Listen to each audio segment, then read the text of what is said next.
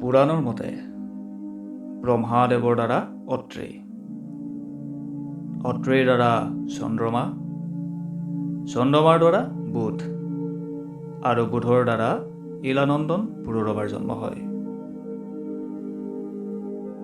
পুৰুৰবাৰ দ্বাৰা আয়ু, আয়ুৰ দ্বাৰা ৰাজা নহুষ আৰু নহুষৰ দ্বাৰা যযাতিৰ জন্ম হয়। যযাতিৰ দ্বাৰা পুৰু হয়। পুৰুৰ বংশত ভৰত আৰু ভৰতৰ কুলত ৰাজা কুৰুৰ জন্ম হয়। কুৰুৰ বংশত শান্তনুৰ জন্ম হয়। শান্তনুৰ দ্বাৰা গংগানন্দন ভীষ্মৰ জন্ম হয়।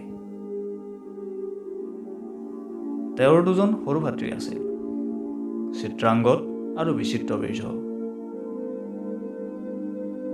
তেওঁলোক শান্তনু আৰু সত্যৱতীৰ পুত্ৰ আছিল।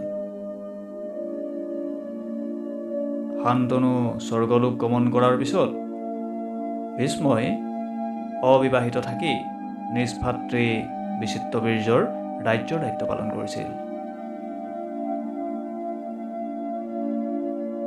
ভীষ্ম মহাভাৰতৰ মুখ্য পাত্ৰৰ ভিতৰত এজন আছিল।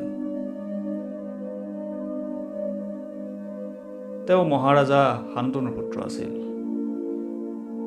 নিজ পিতৃক দিয়া বচনৰ বাবে তেওঁ আজীৱন ব্ৰহ্মচাৰীৰ ব্ৰত লৈছিল। তেওঁ ইচ্ছামৃত্যু বৰদান প্ৰাপ্ত আছিল।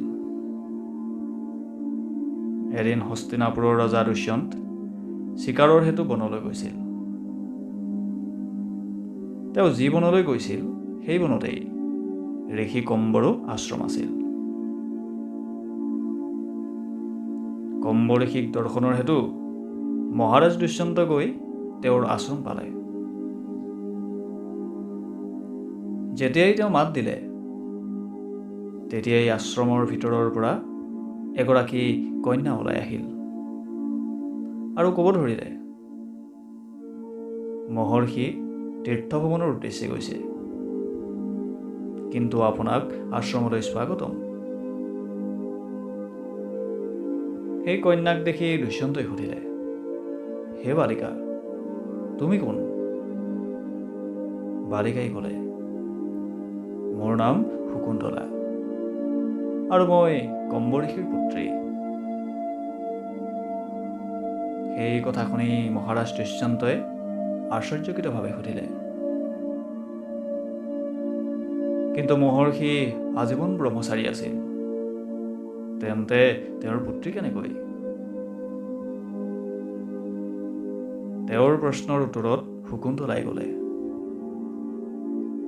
বাস্তৱত মোৰ মাতা আছিল মেনকা আৰু পিতা বিশ্বামিত্ৰ। জন্মৰ সময়তেই মাতৃয়ে মোক বনত এৰি গৈছিল, য'ত শকুন্ত নামৰ পক্ষীয়ে মোক ৰক্ষা কৰিছিল। সেয়ে মোৰ নাম শকুন্তলা। তাৰ পিছত ঋষি কম্বৰ দৃষ্টি মোৰ ওপৰত পৰিল আৰু তেওঁ মোক আশ্ৰমলৈ লৈ আহিলে।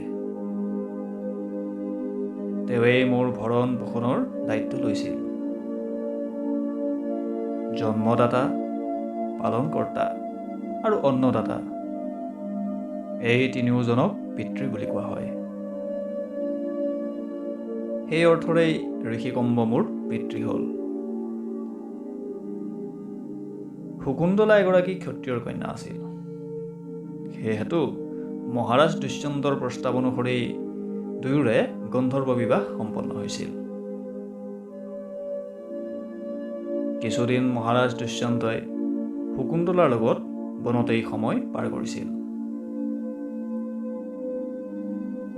কিন্তু হঠাৎ এদিন তেওঁ শকুন্তলাক এৰি হস্তিনাপুৰৰ ৰাজ্য চোৱাৰ হেতু পুনঃ প্ৰস্থান কৰিব লগা হ'ল। সেই উদ্দেশ্যেই ৰজা দুষ্যন্তই প্ৰেমৰ প্ৰতীকৰূপে এটি সোণৰ আঙঠি শকুন্তলাক দিলে আৰু ক'লে যে যেতিয়াই মহৰ্ষি কম্ব পুনৰ তীৰ্থযাত্ৰাৰ পৰা উভতিব তেতিয়াই আহি তেওঁ শকুন্তলাক ৰাজভৱনলৈ লৈ যাব। ইমানকে কৈ মহাৰাজ হস্তিনাপুৰলৈ বুলি ৰাওনা হ'ল।